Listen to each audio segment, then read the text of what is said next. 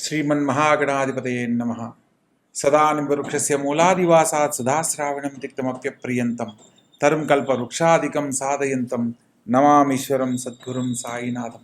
సాయినాథ పరబ్రహ్మణే నమః. విశ్వకర్మ పరబ్రహ్మణే నమః. ప్రతి ఒక్కరికి ప్రస్తుత కాలంలో ఎన్నో రకాలుగా జీవితంలో అభివృద్ధి చెందాలని ప్రయత్నం చేస్తున్న ప్రతి ఒక్కరికి కూడా ఒక ఆశ అనేది జ్యోతిష్ శాస్త్రాన్ని ఆధారం చేసుకొని వారి వారి పేర్లను బట్టి రాసుల ప్రకారం కొన్ని జాతకరీత్యా పరిశీలనలో తెలుసుకొని ఆచరించి ఎంతోమంది సక్సెస్ అయ్యి అద్భుతాలు సృష్టించిన వాళ్ళు ఉన్నారు. కొందరు జాతకంలో ఎదుర్కొంటున్న సమస్యలకు ఇబ్బంది పడుతున్న వారు ఉన్నారు. అటువంటి సందర్భంలో ప్రత్యేకంగా మనకు అమావాస్య పౌర్ణమి ప్రతి 15 రోజులకు ఎలా అయితే వస్తుందో అదేవిధంగా ఇదే 2025వ సంవత్సరము సెప్టెంబర్ మాసంలో 21, 22 తారీఖుల్లో కేతుగ్రస్త పాక్షిక సూర్యగ్రహణం ఏర్పడుతుంది. గురువుగారు ఇన్నాళ్ళు రాసుల ప్రకారం చెప్తున్నారు కదా, ప్రత్యేకంగా ఈ యొక్క గ్రహణం గురించి చెప్పడంలో మీ యొక్క ఆంతర్యం ఏమిటి అని మీకు సందేహం కలగవచ్చు. తప్పకుండా తెలియజేస్తాను. మనము ప్రతి ఒక్కరం కూడా జీవితంలో సక్సెస్ అవ్వడానికి చేసే ప్రయత్నాలలో కొత్త కొత్త అంశాల కోసం తెలుసుకునే ప్రయత్నం చేస్తూ ఉంటాం. ఇప్పుడున్న పరిస్థితుల్లో ఎన్నో రకాలుగా సక్సెస్ అవ్వడానికి ప్రయత్నం చేస్తూ విఫలమవుతున్న కొందరికి ఈ యొక్క గ్రహణము ఎంతో ఉన్నతమైన అవకాశాలను కల్పించడానికి అవకాశం ఉంది. కొందరి జీవితాల్లో సామాన్యమైన ఫలితాలను ఇస్తుంది.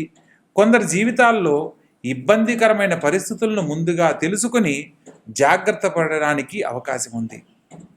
ప్రత్యేకంగా ఈ యొక్క గ్రహణం గురించి మనం చర్చించుకునే అంశంలో సూర్యుడు చంద్రుడు సంయోగ కాలంలో మనకు ఈ యొక్క అమావాస్య అనేది ఏర్పడుతుంది. ఆ అమావాస్య ఏర్పడే సందర్భంలో రాహుగ్రహం కానీ కేతుగ్రహంతో దగ్గరగా సంచరిస్తున్నప్పుడు ఆయా గ్రహాల సంయోగంలో ఈ యొక్క గ్రహణం ఏర్పడుతుంది. ప్రస్తుత కాలంలో కన్యా రాశిలో ఈ యొక్క గ్రహణం ఏర్పడుతుంది. కేతువు దగ్గరగా ఉండడం వల్ల కేతుగ్రస్త పాక్షిక సూర్యగ్రహణంగా దీన్ని తెలియజేయడం జరుగుతుంది. ఇందులో మనం జరగబోయే మార్పుల గురించి తెలుసుకుందాం. ముందు ఉదాహరణకు 1918లో స్పానిష్ ఫ్లూ అని సెప్టెంబర్లో వచ్చిన గ్రహణం వల్ల కోట్లాది మంది జనం కాలం చేయడం మనం చరిత్రలో తిరగేస్తే తెలుసుకోవచ్చు. అదేవిధంగా 1962లో చైనా యుద్ధం జరిగింది. ఆ యుద్ధంలో కూడా ఎంతోమంది క్షతగాత్రులైన వాళ్ళని మనం గమనించవచ్చు. ఆ తదుపరి 2001లో గుజరాత్లో భూకంపం వచ్చి ఎంతోమంది ప్రాణ నష్టం జరగడాన్ని మనం తెలుసుకోవచ్చు. 2009లో సంపూర్ణ సూర్యగ్రహణం ఏర్పడింది. ఆ సందర్భంలో ఎంతోమంది ఆర్థిక సంక్షోభంతో విలవిల్లాడుతూ ఇబ్బందులు పడిన వాళ్ళని మనం గమనించవచ్చు. అదేవిధంగా ప్రతి ఒక్క గ్రహణానికి ఒక సూచన రూపంలో మనకు తెలియజేస్తూ ఎన్నో రకాల అంశాలను తెలుసుకొని పరిహారాల రూపంలో మనం ఆచరించే విధానాలను బట్టి గొప్ప జీవితాన్ని పొందే అవకాశం ఉంది. కాబట్టి భగవంతుడు మనకిచ్చిన అవకాశాన్ని ఉపయోగించుకుంటూ ఈ యొక్క గ్రహణం గురించి ప్రతి ఒక్క రాశుల వారు వివరంగా తెలుసుకోండి. ఏదైతే గొప్ప జీవితం ఉన్నవాళ్ళు కానీ లేదా జాతకరీత్యా కొన్ని ఇబ్బందులు ఎదుర్కొనబోతున్న వారికి సంబంధించిన విషయాల గురించి కానీ తెలుసుకొని పరిహారాల రూపంలో ఏం చేయాలో తెలుసుకొని ఆచరించిన ప్రతి ఒక్కరూ కూడా యోగ జాతకులే. ప్రతి ఒక్కరికి ఒక అద్భుతమైన అవకాశాన్ని తెలియజేస్తూ ఈ యొక్క వీడియో చేయడం జరుగుతుంది. మీకు జాతకరీత్యా ఏదైనా సందేహం ఉన్నట్లయితే కింద స్క్రోల్ అవుతున్న నెంబర్కు కాల్ చేసి తెలుసుకునే ప్రయత్నం చేయండి. తప్పకుండా ప్రతి ఒక్క విషయాన్ని తెలియజేయడం జరుగుతుంది. ఇందులో భాగంగా ఈ యొక్క గ్రహణం ఏర్పడిన సమయంలో ప్రత్యేకంగా 4 రాసుల వారు మాత్రం అద్భుతమైన యోగ ఫలితాలు పొందబోతున్నారు. ప్రత్యేకంగా విశ్వభావ రాశుల్లో ఉన్నవాళ్ళు మిశ్రమ ఫలితాలు పొందబోతున్నారు. అదేవిధంగా కొన్ని 4 రాసుల వాళ్ళు కొంత ఇబ్బందులు ఎదుర్కొంటూ పరిహారాల ద్వారా ఉన్నతమైన జీవితాన్ని పొందే అనుకూలతను పొందబోతున్నారు. వాటి గురించి వివరంగా ఒక్కొక్క రాసుల వారీగా మనం ఇప్పుడు తెలుసుకునే ప్రయత్నం చేద్దాం.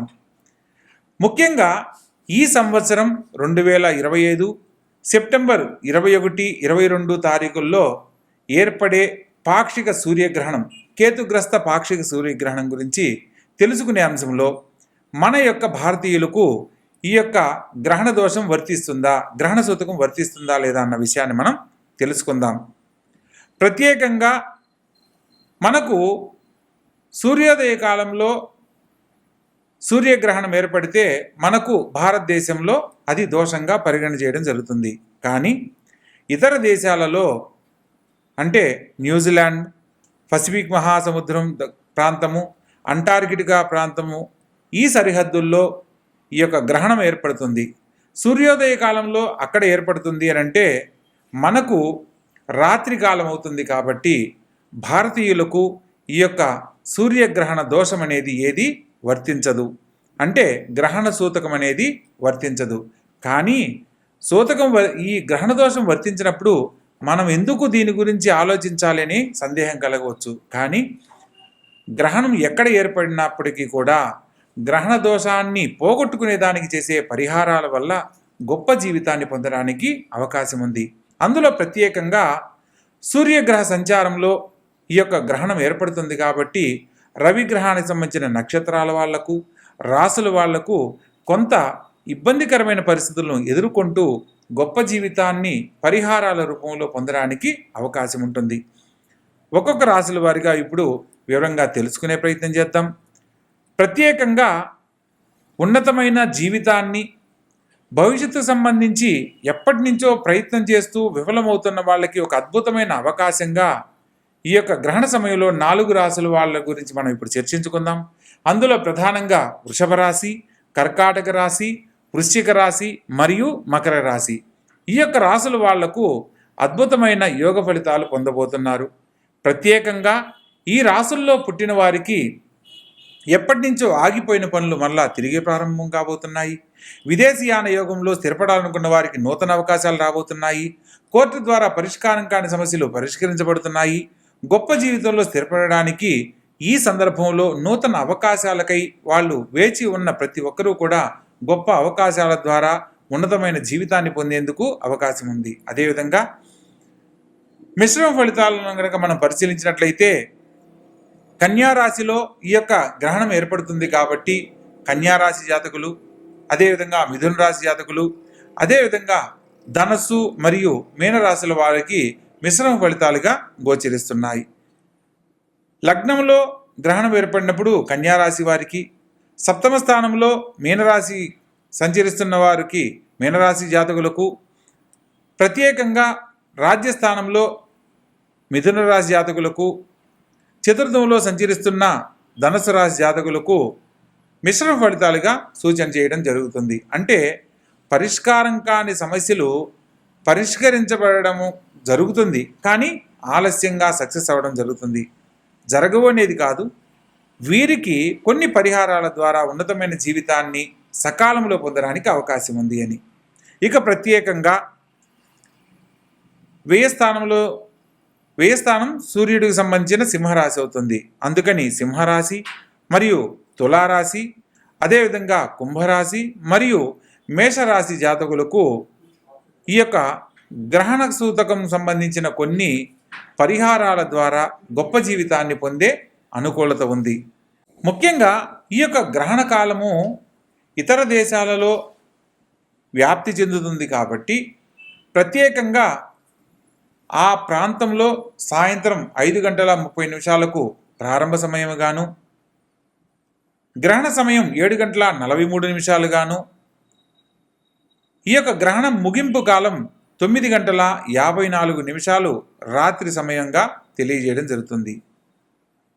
ఆయా ప్రాంతాలకు మన భారతీయ సాంప్రదాయానికి సంబంధించి అక్షాంశ రేఖాంశాలను కనుక పరిశీలించినట్లయితే మనకు ఆ సమయము రాత్రి 10:59 ప్రారంభకాలం గాను, 21వ తారీఖు రాత్రి 10:59 తర్వాత ఈ యొక్క గ్రహణ సమయము కరెక్ట్గా 22వ తారీఖు 1:13 సూర్యోదయ పూర్వకాలం గాను, తదుపరి 3:23 ముగింపు కాలంగా 22వ తారీఖు నాడు పూర్తవుతుంది. ఈ గ్రహణ సమయం మొత్తం 4:24 జరుగుతుంది. ప్రత్యేకంగా గ్రహణ సమయంలో కొన్ని అన్ని రాసుల వారు పాటించే విధి విధానాలను మనం తెలుసుకోవాలి. ముఖ్యంగా గ్రహణ సమయంలో ఎటువంటి తినుబండారాలు కానీ వంటలు కానీ చేయరాదు, వండిన పదార్థాలను భుజించరాదు. మన హిందూ సాంప్రదాయంలో ప్రత్యేకంగా గ్రహణ సమయానికి 9 గంటల ముందు నుంచి ఉపవాస నియమాలను పాటించాలనేది శాస్త్రసమ్మతం. కొందరు ఆరోగ్యరీత్యా ఇబ్బంది లేని వాళ్ళు గ్రహణ ప్రారంభ కాలం నుంచి గ్రహణం పూర్తయ్యేంత వరకు ఉపవాస నియమాలను ఆచరించాలి. ప్రత్యేకంగా ఈ సందర్భంలో దైవ సంబంధమైన కార్యక్రమాలు చేయడం వల్ల దైవ నామస్మరణ కానీ జపము కానీ, ప్రత్యేకంగా పితృదేవతలను ఆరాధిస్తూ చేసే దానానికి విశేషమైన ఫలితాలు కలుగుతాయి. గ్రహణ ప్రారంభ కాలంలో పట్టు విడుపు కాలాలను అంచనా వేసుకుని ఆ 4:30 గంటల సమయాన్ని ఎవరైతే భక్తితో వారి యొక్క కులదేవత నామాన్ని కానీ, ప్రత్యేకంగా వారి యొక్క ఇష్టదైవ నామాన్ని కానీ, ఏదైనా మంత్రాన్ని ఉపదేశం తీసుకొని ఆ సమయంలో ఆచరించిన వారికి విశేషమైన ఫలితాలు కలుగుతాయి. పితృదేవతల ఆశీర్వాద బలం లభిస్తుంది. అదేవిధంగా ఈ యొక్క గ్రహణ సమయం పూర్తయిన తరువాత సూర్యోదయ కాలంలో పేదవారికి అన్న సంతర్పణ ఏర్పాటు చేసి పితృదేవతలను ఎవరైతే స్మరణ చేస్తారో వారికి అఖండ ఐశ్వర్య ప్రాప్తి కలుగుతుంది. అదేవిధంగా వంశపారంపర్య దోషాలు నివృత్తి చెందుతాయి. ఎవరి కుటుంబంలో అయితే సంతాన దోషాల వల్ల ఇబ్బందులు కలుగుతూ ఇబ్బంది పడుతున్నారో వారికి సంతానలేమి సమస్యలు తొలగిపోయి పితృదేవతల ఆశీర్వాద బలంతో సత్సంతాన భాగ్యాన్ని పొందే అనుకూలత లభిస్తుంది. ఎవరి జీవితంలో అయితే గృహయోగం లేదని బాధపడుతూ ఇబ్బంది పడుతున్నారో పితృదేవతలను స్మరణ చేసుకుంటూ చేసే దాన సంస్కరణ వల్ల వారు కోరుకున్న విధంగా గృహయోగము, భూలాభము, ధనలాభ ప్రాప్తి కలగడానికి అవకాశం ఉంటుంది. ప్రత్యేకంగా ఏదైతే మంత్రాన్ని అనుష్ఠానం చేస్తూ భగవంతుని మీద భక్తితో స్మరణ చేస్తారో వారికి ఆ భగవంతుని యొక్క సంపూర్ణమైన అనుగ్రహం లభించి ధనకనక వస్తువాహనాలతో తొలుతూగేలా ఆ భగవంతుడు అనుగ్రహించడం కూడా జరుగుతుంది. ప్రత్యేకంగా మనం ఇన్ని విషయాలు తెలుసుకుంటున్న సందర్భంలో గ్రహణ సమయంలో ప్రపంచానికి సంబంధించి ఎన్నో చోట్ల విధ్వంసాలు జరిగిన విషయాన్ని కూడా మనం చర్చనీయాంశం చేసుకున్నాం. కాబట్టి ఇదే సంవత్సరం కూడా సూర్యగ్రహణానికి సంబంధించిన విషయంలో ఈ సంవత్సరం కూడా జరగబోయే విధ్వంసాలలో భూకంపాలు, జలప్రళయాలు, అగ్నిమాపకానికి సంబంధించిన విషయాలలో అగ్ని ప్రమాదాలు, రాజకీయాలలో కొన్ని మార్పులు, రాజకీయ పలుకుబడి చెందిన ఉన్నతమైన వ్యక్తులలో కొందరు కాలం చేయడం లాంటి పరిస్థితులు, అనుకోని సంఘటనలను ఎదుర్కోవడం లాంటివి జరగడానికి ఈ సూర్యగ్రహణం ద్వారా మనం తెలుసుకోవచ్చు. శ్రీమద్విరాట్ పోతులూరి వీరబ్రహ్మేంద్ర స్వాముల వారి కాలజ్ఞానం అంచనా ప్రకారము ఈ యొక్క 2025లో అనేక చోట్ల అనేక రకాలుగా జలప్రళయాల ద్వారా కొంత జన నష్టము, భూకంపాల ద్వారా కొంత ధన నష్టము, భూ నష్టము, ఆర్థిక మాంద్యానికి సంబంధించిన సమస్యలు ఎదుర్కోవడము, యుద్ధాలు లాంటివి జరగడానికి ఎక్కువగా అవకాశాలున్నాయి. మరియు రాబోతున్న కాలంలో ఇంకా అనేక రకాల ప్రమాదాలు జరగడానికి కూడా అవకాశం ఉంది. ప్రస్తుత కాలంలో సాంకేతిక రంగంలో అనుకోని మార్పులు చోటు చేసుకుంటున్నాయి. మనం ప్రస్తుతం గమనిస్తున్న విషయంలో ప్రతి ఒక్కరూ కూడా సాంకేతిక రంగానికి సంబంధించి కొన్ని సంస్థలను ఆధారం చేసుకొని ఎన్నో రకాల కొత్త కొత్త ప్రయోగాలు చేస్తున్నారు. అందులో ఇప్పుడు ఏఐ టెక్నాలజీ పేరుతో ఎన్నో రకాల కొత్త అంశాలను కనుక్కొని వాటి ద్వారా నూతన టెక్నాలజీని భవిష్యత్తులోకి తీసుకొస్తున్నారు. దీనివల్ల ఎప్పటి నుంచో ఉన్న వాటి వల్ల ఎన్నో రకాల సమస్యలు ఎదుర్కోవడము,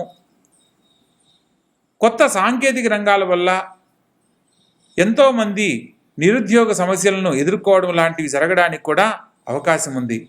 కాబట్టి రాబో తరాలు వారికి ఇప్పుడు జరగబోతున్న సూర్యగ్రహణాన్ని ఆధారం చేసుకుని ఏదైతే పరిహారంగా మనం తెలుసుకుని ఆచరిస్తామో తద్వారా మన జీవితాలకు సంబంధించి సమస్యలు లేని జీవితాన్ని పొందడానికి అవకాశం ఉంది. కాబట్టి జ్యోతిష్ శాస్త్రంలో ఒక ముఖ్యమైన విషయాన్ని మనం తెలుసుకోవచ్చు.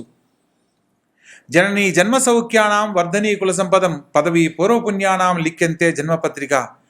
మనము ఈ జనని అంటే ఈ యొక్క భూమి మీద, జన్మ సౌఖ్యానాం ఈ భూమి మీద జన్మించాము అంటే వర్ధనీ కుల సంపదం ఏ వంశంలో పుట్టామో, ఎటువంటి స్థితిగతులు పొందబోతున్నామో, పదవి పూర్వపుణ్యానాం గత జన్మలో చేసిన పాపకర్మ పుణ్య ఫలితాలను ఆధారం చేసుకుని కొన్ని పరిహారాల ద్వారా లిఖ్యంతే జన్మపత్రిక, వాటి గురించి సవివరంగా రాస్తున్నదే ఈ జన్మపత్రిక అని ఎవరి జన్మలగ్న పత్రిక రాయిపోయే ముందు ఈ యొక్క శ్లోకాన్ని లిఖించి తదుపరి వారి యొక్క జీవిత జాతక చక్రాన్ని, లగ్న చక్రాన్ని కట్టడం అనేది జరుగుతుంది. ఆ సందర్భంలో జాతకంలో ఎన్నో రకాల దోషాలు ఉన్నప్పటికీ కూడా ఈ జాతకులు యోగ జాతకులే అని రాసి తదుపరి అయినప్పటికీ అని చెప్పి తదుపరి దానికి సంబంధించిన పరిహారాలను ఆచరించినట్లయితే ఈ కుటుంబంలో వీరి తండ్రి దేవత, పితృదేవతలు అందరూ కూడా ఆనందకరమైన జీవితాన్ని పొందుతారనేది మనం తెలుసుకోవచ్చు. ఏదైనా దోషం ఉన్నప్పుడు దోషానికి సంబంధించి మనం పరిహారం చేస్తున్నామా, లేకపోతే సంతానంలో దోషం కలిగింది, మాతృదోషం, పితృదోషం లేదా భ్రాతృదోషం, ఇలా మామగారి గండం, ఇలా రకరకాల దోషాలు ఉన్నాయి కొన్ని నక్షత్రాల వారికి. ఆశ్లేష నక్షత్రం అత్తగారి కీడు అంటారు, మూలా నక్షత్రం మామగారి కీడు అంటారు, జ్యేష్ఠ నక్షత్రం భర్త అన్నగారి కీడు అంటారు, విశాఖ నక్షత్రం భర్త తమ్ముడు గారి కీడు అంటారు. ఇలా మనకు జాతకంలో పుట్టిన సమయాన్ని బట్టి ఎన్నో రకాలుగా దోషాలు ఉన్నప్పటికీ మనం పరిహారాలు చేసుకుంటూ మన యొక్క జీవితాన్ని గొప్పగా మార్చుకుంటున్నాం. కానీ పనికి రాదని పక్కన పెట్టట్లేదు. జ్యోతిష్ శాస్త్రము అదే చెప్తుంది. జ్యోతిర్ అంటే జీవితానికి సంబంధించిన వెలుగుకు సంబంధించింది, శాస్త్రం అంటే దాని గురించి అధ్యయనం చేయబడింది అని. జ్యోతిష్ శాస్త్రం అంటే మన జీవితాలను గొప్పగా మార్చుకోవడానికి ఒక అధ్యయనం చేయబడిన ఒక శాస్త్రం. దీంట్లో మనం ఎవరైతే తెలుసుకున్నది ఆచరిస్తారో వాళ్ళు మాత్రమే గొప్ప జీవితాన్ని పొందుతారనే అంశాన్ని మనం తెలుసుకోవచ్చు. ఎంతోమందిని ఉన్నతమైన జీవితంలో ఉన్న వాళ్ళని మనం చూసి తెలుసుకోవడానికి అవకాశం ఉన్నది. ప్రస్తుత కాలంలో ఒక్కొక్క రాశుల వారిగా ఏ రాశుల వారు ఎటువంటి స్థితిగతులు పొందబోతున్నారు, ఏ పరిహారాల ద్వారా ఉన్నతమైన జీవితాన్ని పొందబోతున్నారు అన్న అంశాన్ని వివరంగా తెలుసుకుందాం. మిథున రాశి. ఈ యొక్క మిథున రాశి వారికి మిశ్రమ ఫలితాలతో పాటు గొప్ప జీవితాన్ని పొందే యోగ్యత కూడా ఉంది. లగ్నంలో గురుగ్రహ సంచారం జరుగుతున్న కారణంగా చతుర్థంలో సంచరిస్తున్న రవి బుధుల సంచార ఫలితంగా బుధాదిత్య యోగాన్ని, ప్రత్యేకంగా విద్యార్థులకు పరీక్షల్లో చక్కని మార్కులు పొందడానికి ఈ సమయం చాలా ఉపయోగపడుతుంది. ద్విస్వభావ రాశి అయిన ఈ యొక్క మిథున రాశి లగ్న చతుర్థాధిపతి అయిన బుధుడు తృతీయాధిపతితో కలిసి చతుర్థంలో సంచరిస్తున్న క్రమంలో బుధాదిత్య యోగ ఫలితాన్ని పొందబోతున్నారు. విద్యార్థులకు ఉన్నతమైన విద్యలకు అభ్యసించడానికి విదేశీయాన యొక్క ప్రయత్నం చేస్తున్న సందర్భంలో శుభవార్తలు వినే అవకాశం లభిస్తుంది. పరీక్షల్లో ఉన్నతమైన మార్కులు సాధిస్తారు. భవిష్యత్తుకు సంబంధించిన ప్రణాళికలను చాలా చక్కగా నిర్ణయం చేసుకునేదానికి ఈ సమయం ఎంతో దోహదపడుతుంది. అదేవిధంగా కెరీర్కి సంబంధించి తీసుకునే నిర్ణయాలన్నీ ఈ సమయంలో వాళ్ళకు ఒక చక్కని అవకాశాన్ని కల్పిస్తాయి. ప్రత్యేకంగా తోడపుట్టిన వారి సలహాలను సంప్రదించడం వల్ల గొప్ప జీవితాన్ని త్వరగా పొందడానికి అవకాశం ఉంటుంది. రాజకీయ రంగంలో ఉన్నవారు పదవి యోగ్యతను పొందడానికి అనుకూలత బాగుంటుంది. ఉన్నతమైన వ్యక్తుల పరిచయాలు ఈ సమయంలో మీకు ఎంతో దోహదపడతాయి. మీరు చేస్తున్న సేవా కార్యక్రమాల్లో ప్రజల ద్వారా రాజకీయ పలుకుబడి మెరుగు చెందేలా మీకు జీవితం మారబోతుంది. ప్రత్యేకంగా సంతాన భాగ్యం కోసం ఎదురు చూస్తున్న వారు ఆరోగ్య విషయంలో కడు జాగ్రత్తలు తప్పనిసరిగా పాటించాలి అన్న అంశాన్ని తెలుసుకోవాలి. గ్రహణ సమయంలో వీలైనంత వరకు బయటకు రాకూడదు అని గర్భవతులుగా ఉన్నవాళ్ళు తెలుసుకోవలసిన సూచన. ప్రత్యేకంగా ఈ రాశివారు కులదేవత దర్శనం చేయడము, ఇష్టదేవత దర్శనం చేయడం వల్ల వారి జీవితంలో జరగవలసిన పనులు సకాలంలో పూర్తవడానికి అవకాశం ఉంటుంది. ప్రస్తుత కాలంలో ఎప్పటి నుంచో పరిష్కారం కాని సమస్యలు ఆలస్యంగానైనా నెరవేరుతాయి అనే ఒక నమ్మకంతో ప్రతి పనిని పూర్తి చేయడానికి ముందడుగు వేయవచ్చు. మొత్తం మీద ఈ రాశి వారికి ఉద్యోగరీత్యా ఉన్నతమైన జీవితాన్ని పొందుతారు. నూతన వ్యాపార ప్రయత్నాల్లో కొత్త ఆలోచనలు అన్నీ అనుకూలిస్తాయి. శుభ కార్యక్రమాల్లో పాల్గొనడం జరుగుతుంది. ప్రత్యేకంగా ఈ రాశివారు విష్ణు సహస్రనామ పారాయణ కానీ, ప్రత్యేకించి బుధవారం నాడు గణపతిని గరికతో ఆచరించడము, ఆరాధించడం గనక చేస్తూ ఉన్నట్లయితే ఓం గం గణపతయే నమః అనే మంత్రాన్ని ప్రతినిత్యము గనక స్మరణ చేసుకుంటూ ఉన్నట్లయితే గ్రహణానికి సంబంధించిన ఏ దోషాలు వీళ్ళకు వర్తించకుండా వారి జీవితానికి సంబంధించి దేనికోసమైతే ప్రయత్నం చేస్తున్నారో ఆయా పనుల్లో, వృత్తులలో సకల శుభాలు పొందడానికి అవకాశం ఏర్పడుతుంది. కాబట్టి చక్కగా ఆచరించండి. దైవబలంతో ఆనందకరమైన జీవితాన్ని పొందండి. ప్రత్యేకంగా కేతుగ్రస్త పాక్షిక సూర్యగ్రహణానికి సంబంధించి గ్రహణ సమయంలో పాటించవలసిన విధి విధానాలను తెలుసుకొని ఆచరించండి. దైవబలంతో మీరు కోరుకున్న గొప్ప జీవితంలో స్థిరపడండి. ప్రత్యేకంగా ఈ సమయంలో గ్రహణ సమయాన్ని మీరు సద్వినియోగపరుచుకోవాలి. అవకాశం ఉన్నంత వరకు స్నానమాచరించి గ్రహణం విడుపు కాలంలో, గ్రహణం పూర్తయిన తరువాత అన్న సంతర్పణ కార్యక్రమాలు పేదవారికి ఏర్పాటు చేయడం వల్ల పితృదేవతల అనుగ్రహం లభిస్తుంది. గ్రహణ సమయంలో ఇష్టదేవతారాధన, కులదేవతారాధన చేయడం ఎంతో అత్యుత్తమమైన మార్గంగా చెప్పడం జరుగుతుంది. ప్రత్యేకంగా మీకు కులదేవత తెలియకపోయినా ఓం నమఃశివాయ అని శివపంచాక్షరి మంత్రాన్ని పఠించినా అపమృత్యు దోషాలు తొలగిపోతాయి. దైవబలంతో అనేక రకాల ఉన్నతమైన జీవితాన్ని పొందడానికి అవకాశాలు ఏర్పడతాయి. ప్రతి ఒక్కరి జీవితంలో ఎదుర్కొంటున్న అనేక రకాల సమస్యల నుంచి బయటపడడానికి ఈ యొక్క గ్రహణ సమయం కూడా మనకు ఉన్నతమైన జీవితాన్ని అందిస్తుంది అన్న సత్యాన్ని తెలుసుకొని నడుచుకోవాలి. ప్రత్యేకంగా గ్రహణ సమయంలో ఎటువంటి తినుబండారాలు భుజించరాదు.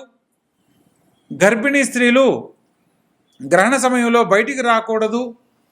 ప్రత్యేకంగా మనకు భారతదేశంలో రాత్రిపూట జరుగుతున్న ఈ యొక్క సూర్యగ్రహణ కారణంగా భారతదేశానికి గ్రహణ సూచన, గ్రహణానికి సంబంధించిన సూతకం ఉండనప్పటికీ ఆచరించే విధానాన్ని బట్టి మనకు సత్ఫలితాలు పొందే అవకాశం ఉంది. కాబట్టి ప్రతి ఒక్కరూ ఆచరించండి. ఆనందకరమైన జీవితంలో జీవించండి. సర్వే జనా సుఖినో భవంతు. శుభం భూయాత్.